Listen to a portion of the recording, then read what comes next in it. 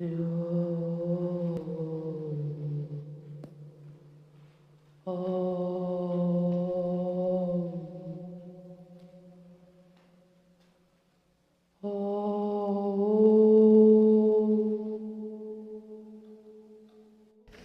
what is all of humanity avoiding? Grief. Grief. We're avoiding grief. If you're not taking yourself seriously, your dreams seriously, your ascension seriously, your growth seriously, meaning that you're willing to be disciplined, because when you really understand the joy that awaits you, how could you not? And with so many people telling you that you are a being of love and peace and joy and that you can have whatever you want, why is it that so many still feel like they can't embody, that people just aren't jumping on it like white on rice, like people aren't excited to be joyful. People aren't excited to be empowered. It seems like there's something else that people are actually after.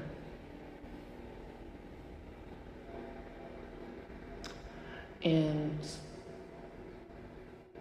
it's not that there's even anything else. And I think that's what makes people so sad.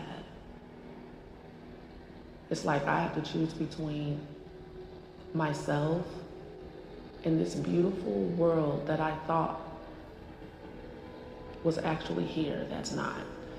You know, I have to go towards this joy that I've never experienced before and give up the potential and the ideal that I had that never even really exists.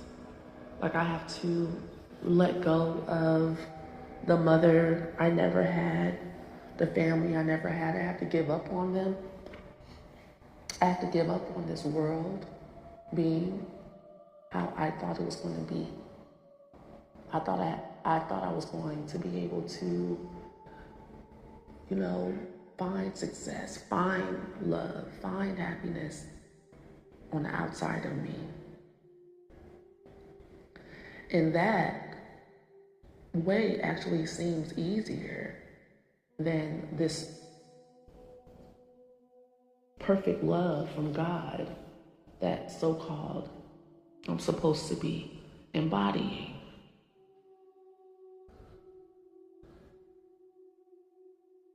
Grief. Grief. When you finally move into embodiment and you're finally like surrendering to it, you still feel blockages and are going through it on the inside. Grief. Grief. Grief I feel at the bottom of my womb as I sit and look at the Nile and I move on towards even bigger and better things. How could this be? I was sitting here yesterday and I'm like, I'm 43.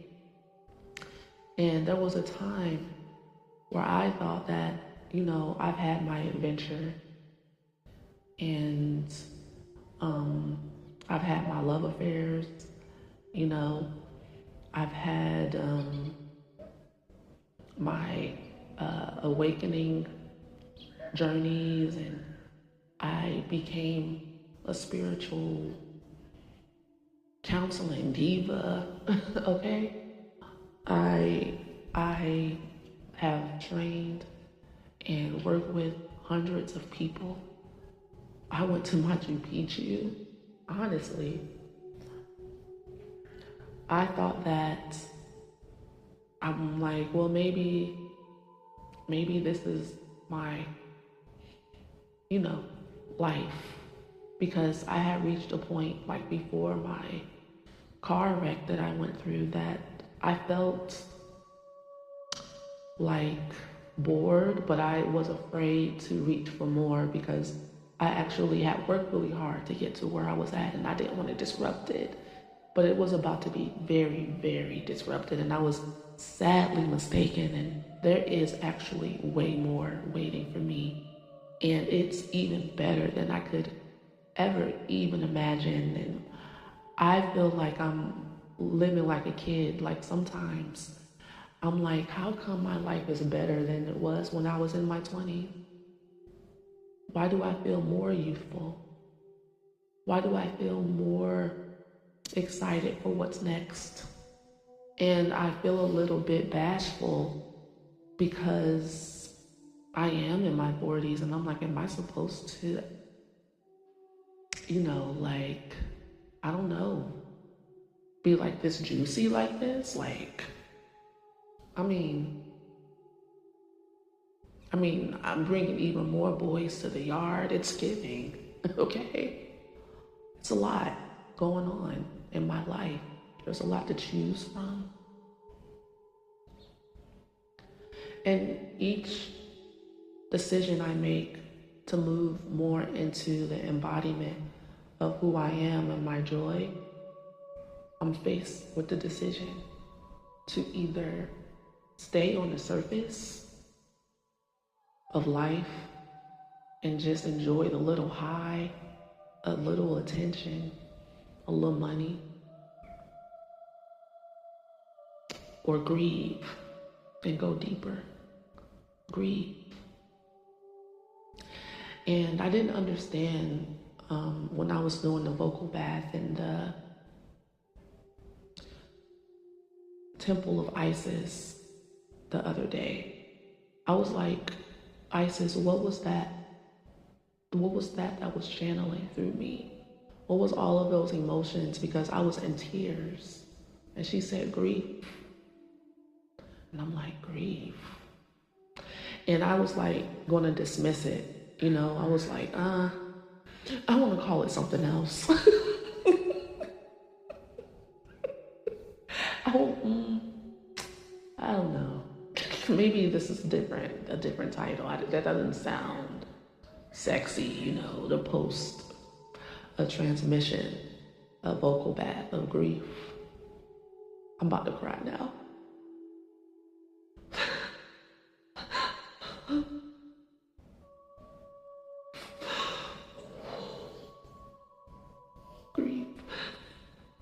Grief, yeah. Oh my God. It's so much. Oh. She wants to come through.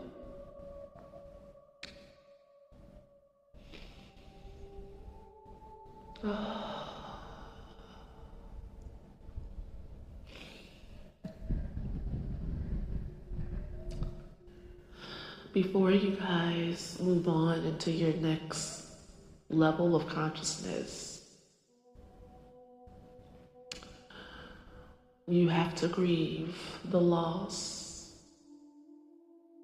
of what never was the land, of what never was the world, of what never could be. And what never could be is you living your life without love. You living a life without love is what created this grief. If you avoid grieving and letting go,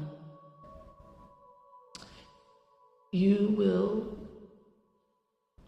be living in around a cycle of self-medication. That is all that you'll be able to hope for. because you'll be missing out on yourself. And you'll always be in love. You'll never be without it. It's always there. But there is a depth that you're longing for that you can't reach without entering into the gates of heaven. And this gate is unlocked by your vulnerability, your softness. Slow down. Slow down and feel your feelings. Slow down and listen to the goddess. Slow down and listen to your heart. Slowing down. Be still and be soft.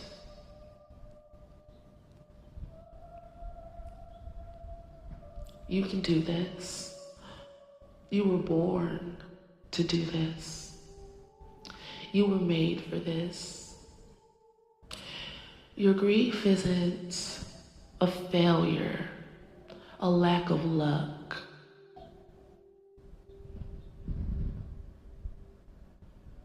A mistake. Your grief shows your depth of love. You growing in consciousness isn't a lack of love towards the people that you feel like you'll be abandoning. You're actually showing up for them even more than you know. Because, beloved, when you grow, when you change something within all of us. There is a part of you that is a part of me. And I need you. I need you to activate.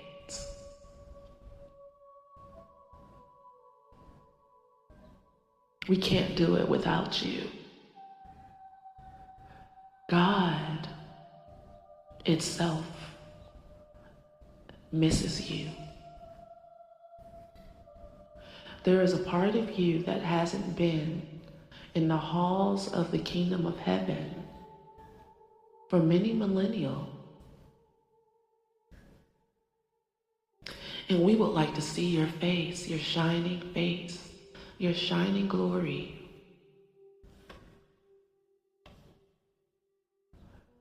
From your exuberance to be alive. And darling, without you grieving,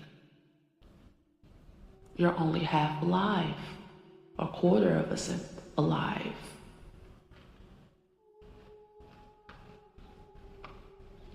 Each time you let a piece of joy in, it takes a little grief from you. And then you become more enlivened and more capable of experiencing more of life. And this is the gift and the trade-off. As you burn the scarcity dimension away and rise like the phoenix, you burn off through grief. First, you experience rage. Underneath that rage is grief. First, you experience sadness. Underneath that sadness and loss of control is rage. Then you'll experience grief.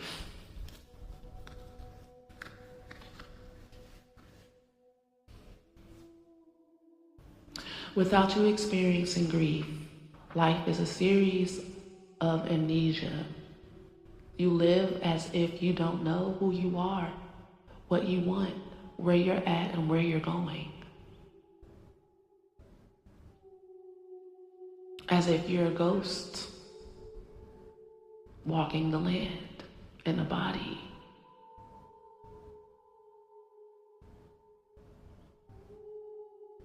and you have a lot, but on the inside, you're in debt. You feel like you owe people something, and people feel like they owe you something. And this is what you're actually letting go of. But in your mind, you've created a world of love around those relationships that are withdrawing energy without returning any bond. No funds, no fun,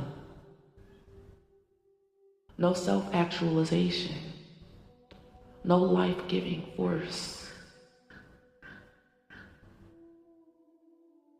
Allow your grief to come up to be healed. And then allow the fun to begin. Transmission off. Isis out. We love you. When you need to grieve but don't, it'll have you walking around acting out in various ways. That could be drug addictions and self-sabotaging your own businesses and not getting in the right relationships and just staying away from your exit, staying away from the portal, the door that's always being offered to you. You're avoiding it, you won't look at it. You create drama, you'll create problems for yourself when you need to grieve and you avoid it. Most people that you see that are acting out, that act like they're not in their right mind, is because they have grief on top of grief on top of grief. Especially those of us who from a young age just felt so disappointed in this world and our families. We're like, what in the world? But we love you though. And you know, this world is crazy in the sense that it demands your loyalty, even though it knows that if you're loyal, you're not going to be happy. They don't care. If you love me, you won't be happy, because your happiness is a sign that you don't care about me. That's the message that I'm getting. You walking around happy, you can't possibly care about me. And so that's why a lot of you guys stay away from being joyful, stay away from your truth. I'm about to cry. That's so sad. To have to do that. To prove to another fellow brother or sister, fellow human, that you care. You can't be happy. You have to be kidding me. You have got to be joking. That I have to choose between joy, which is my life force energy. See, without joy, that's why we die. You guys don't understand. It's the difference between from you ascending and living forever, like how you feel inside, or to you dying a slow death that closes your meridians, your chakras down little by little by little by little. And you're just living and gripping and finding little pieces of security in little ways and living a small little life. Man.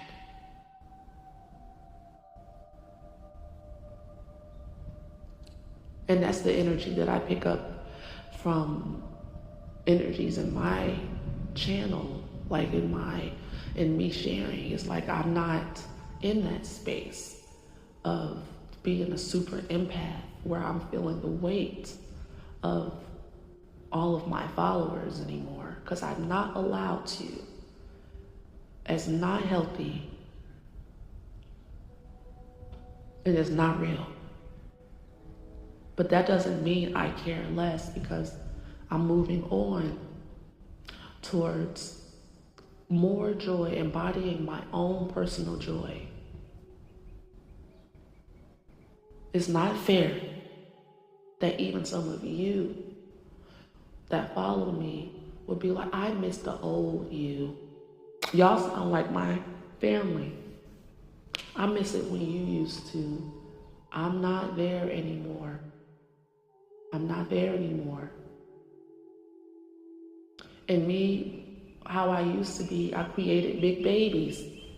I created a space where people expected me to take on their pain more than they do. For me to take them more seriously and show up for them more than they do.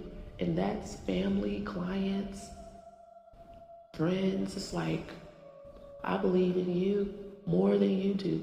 I'm not allowed to do that anymore.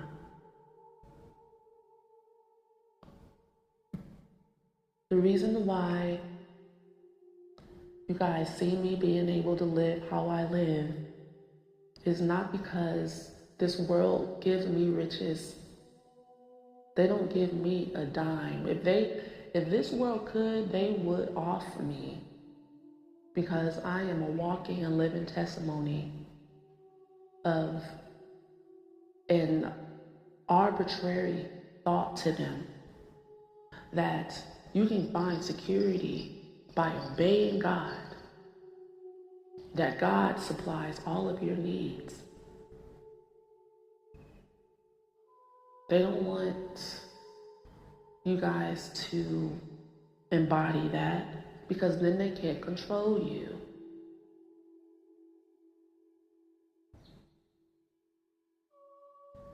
Why do they want to control you? Because it's fun for them. It makes life easier for them.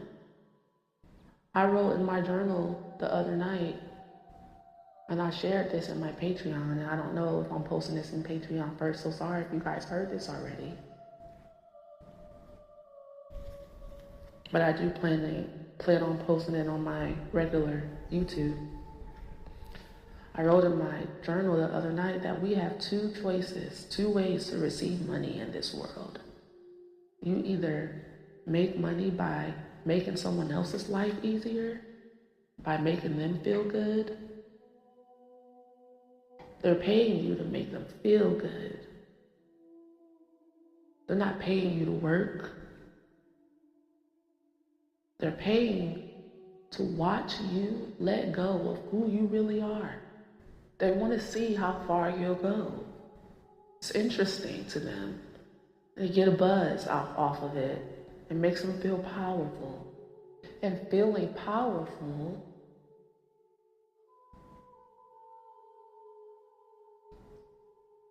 brings joy.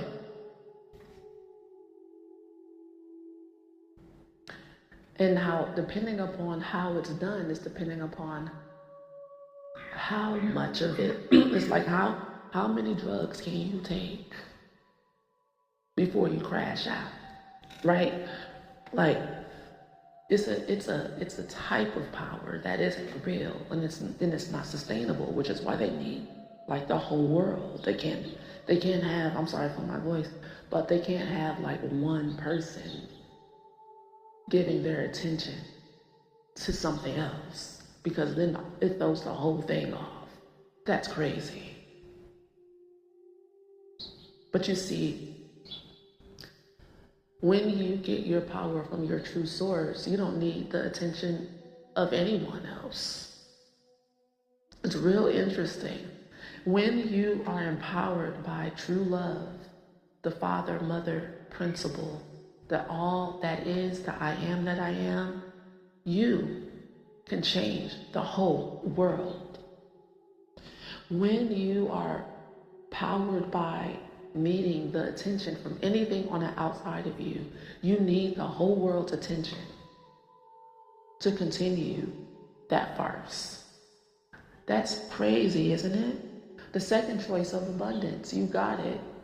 is to get your security from being in the dimension of love, the all that is dimension. You have two choices, scarcity or abundance. And scarcity isn't real. You really only have one choice. The illusion really is that you have free will. You're always being held in the arms of the divine. They got you. Because if they didn't, you would not be breathing. You still are powerful regardless of whether or not you're acting out, crashing out. You're still in love, in the abyss of love of the mother and father. And that is something to be excited about,